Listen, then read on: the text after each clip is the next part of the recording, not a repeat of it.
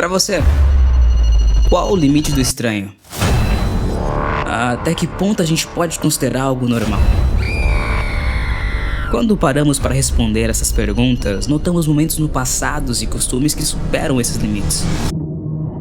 Um dos maiores exemplos disto veremos neste vídeo.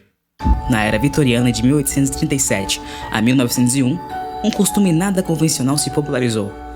Basicamente consistia em tirar fotos de pessoas após a morte. Acredita-se que tenha tido origem na Inglaterra, quando a rainha Vitória pediu para que um familiar recém-falecido fosse fotografado para guardar a imagem de lembrança.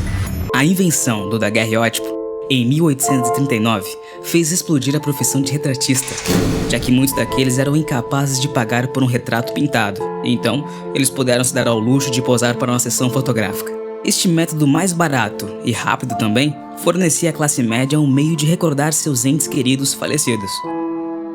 Apesar de fotos de familiares mortos tiradas em casa serem muito comum, fotos de soldados mortos durante a Guerra Civil também se popularizou.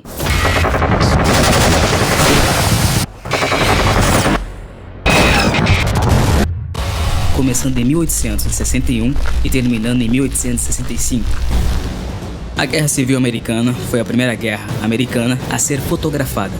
Fotógrafos documentaram os cadáveres em decomposição, espalhados por toda a paisagem, as sepulturas não identificadas e os despojos da Guerra Civil. A fotografia não serviu apenas como uma documentação de guerra, mas também como um memorial aos soldados que lutaram e perderam suas vidas. Como a fotografia era uma novidade, se presume que muitas fotos pós-mortem, especialmente os de recém-nascidos e crianças jovens, foram provavelmente as únicas imagens registradas de suas vidas. Como o tempo de exposição era longo, fotografar pessoas mortas acabou se tornando mais fácil. Estas fotografias eram especialmente comuns com bebês e crianças pequenas. A taxa de mortalidade infantil na era vitoriana era extremamente elevada. E uma foto pós-mortem podia ser a única imagem de uma criança que um familiar podia ter. A invenção posterior do cartão de visite, que permitia várias impressões de um único negativo, significava que cópias da imagem podiam ser enviadas pelo correio para os parentes.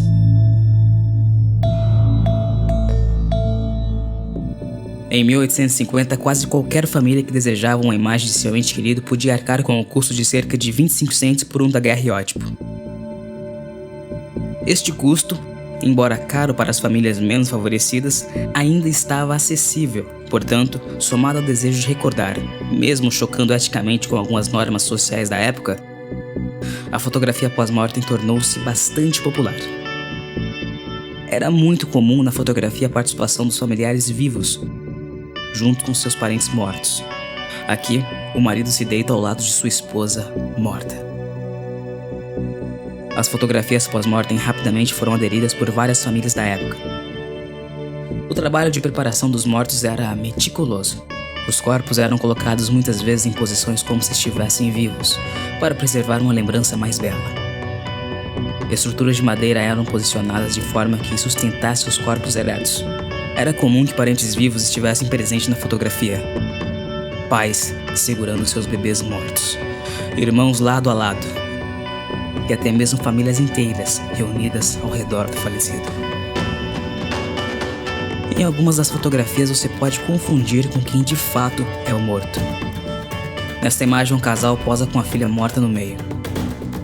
Devido ao tempo de exposição das lentes, o menor movimento possível poderia desfocar a foto, embaçar. Veja nesta imagem. Os pais vivos estão um pouco desfocados, enquanto a filha morta por doença aparece mais nítida. A expectativa de vida na época também era muito baixa. Um homem de classe média alta vivia cerca de apenas 44 anos. Outro aspecto assustador muitas vezes era que os mortos eram fotografados como se estivessem apenas dormindo tranquilamente. Crianças cercadas de seus brinquedos, bebês em berços e até mesmo no colo de seus familiares. Também era algo comum pintar os olhos sob as pálpebras dos falecidos e usar bastante maquiagem para disfarçar a palidez natural do corpo sem vida. Os familiares acreditavam que, mantendo a imagem de seu ente querido em uma fotografia, sua alma seria eternizada e viveria para sempre. Nesta imagem, é possível ver pela coloração das mãos da mulher que está de pé que ela está morta. Com o passar do tempo, o costume acabou sendo abandonado e hoje em dia essas fotos são consideradas raridades, sendo muitas vezes leiloadas em sites como o eBay. Os cenários onde eram tiradas as fotos também era outro detalhe à parte que contribuiu e muito para a morbidez das imagens.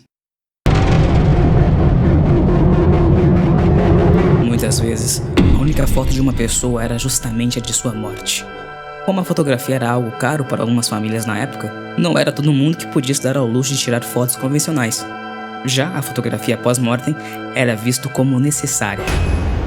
Com o avanço nas técnicas de fotografia criadas por Louis Daguerre em meados de 1840, as imagens pós-mortem foram sendo rapidamente disseminadas pela Europa.